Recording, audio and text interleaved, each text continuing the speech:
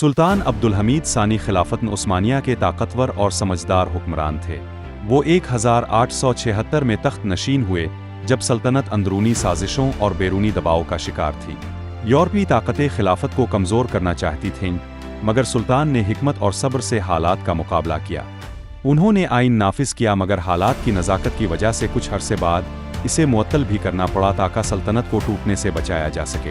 سلطان عبدالحمید نے تعلیم، ریلوے اور مواصلات کے نظام کو بہتر بنایا۔ حجاز ریلوے ان کا بڑا کارنامہ تھا جس سے حاجیوں کو آسانی ہوئی اور مسلمانوں کے درمیان رابطہ مضبوط ہوا۔ وہ امت مسلمہ کو ایک پلیٹ فارم پر لانا چاہتے تھے اور خلافت کی وحدت کو اپنی سب سے بڑی طاقت سمجھتے تھے۔ فلسطین کے معاملے پر انہوں نے سخت موقف اپنایا اور زمین فروخت کرنے سے انکار کیا۔ وہ جانتے تھے کہ یہ فیصلہ مستقبل کے لیے اہم ہے۔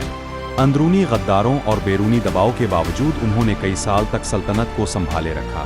1909 میں انہیں معزول کر دیا گیا اور باقی زندگی نظر بندی میں گزاری، مگر تاریخ میں وہ ایک بہادر اور دوراندیش حکمران کے طور پر یاد کیے جاتے ہیں۔ ان کی زندگی صبر، حکمت اور امت سے محبت کی مثال